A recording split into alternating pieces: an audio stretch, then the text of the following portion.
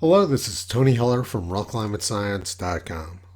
The press and politicians say that the poles are melting and it's actually causing the Earth's axis to tilt.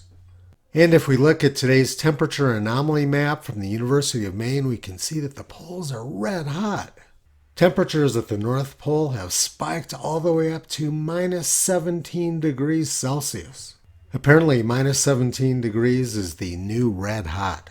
We've seen the propaganda. Now let's take a look at what's actually going on. The first law of thermodynamics states that energy cannot be created or destroyed, but can be converted from one form to another. Most of the time this law works very well, but in 1905 Albert Einstein showed that it was actually more complicated.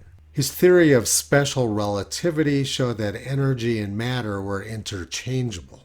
But in the absence of antimatter in the Earth's atmosphere, the first law of thermodynamics works quite well.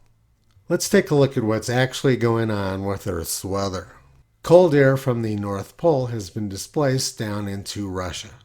Temperatures in Siberia are 20 degrees Celsius below the average for the date.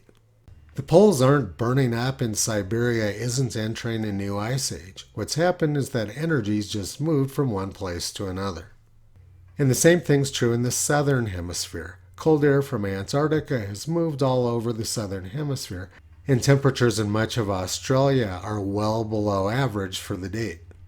Temperatures in both polar regions are actually quite cold, but the press wants people to believe it's hot there and the ice is melting. It seems unlikely that Antarctica is melting during their minus 30 degrees Celsius summer. People pushing global warming are trying to explain the cold air by saying it's caused by global warming. They say that global warming is making the jet stream more wavy, which brings cold air south. And they're using the same diagram which in 1975 was used to explain global cooling. In 1975, a wavy jet stream was caused by global cooling, but now it's caused by global warming. For the past 55 years, autumn snow extent in the northern hemisphere has increased sharply, and it's also increasing during the winter. Snow extent is the area of the land which is covered by snow.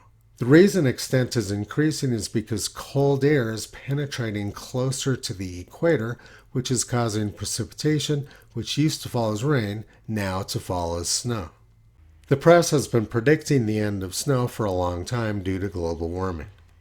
10 years ago, the New York Times used this picture of a ski area in Germany to prove their case, and this is what that same ski area looks like today. In 2000, the press was saying snowfalls are now just a thing of the past.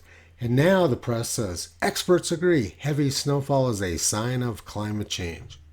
There have been lots of great scientists like Einstein, Feynman, Lorentz, Fermi, and Rabi.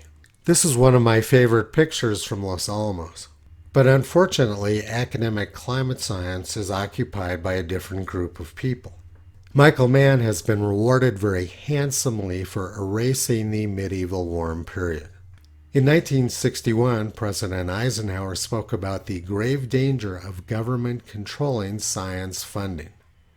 He had a very good understanding of the perils which America faced moving forward.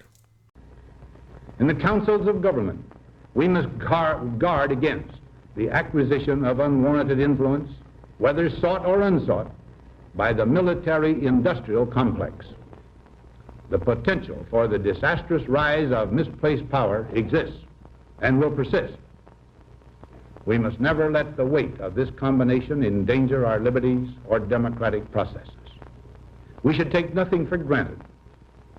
Only an alert and knowledgeable citizenry can compel the proper meshing of the huge industrial and military machinery of defense with our peaceful methods and goals, so that security and liberty may prosper together. Akin to and largely responsible for the sweeping changes in our industrial military posture has been the technological revolution during recent decades. In this revolution, research has become central. It also becomes more formalized, complex, and costly. A steadily increasing share is conducted for, by, or at the direction of the federal government. Today, the solitary inventor, tinkering in his shop, has been overshadowed by task forces of scientists in laboratories and testing fields. In the same fashion, the free university, historically the fountainhead of free ideas and scientific discovery, has experienced a revolution in the conduct of research. Partly because of the huge costs involved, a government contract becomes virtually a substitute for intellectual curiosity.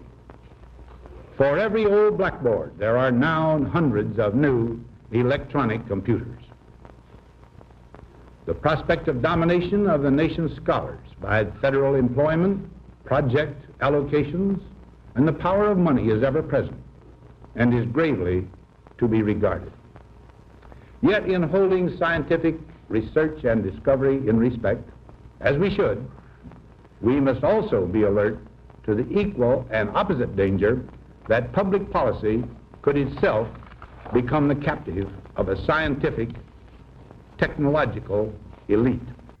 And that's exactly what's happened. Politicians like Al Gore corrupted academia and now use academia to push their agenda. In 1945, America needed scientists to accomplish something. Fake science did not support the government's agenda in 1945.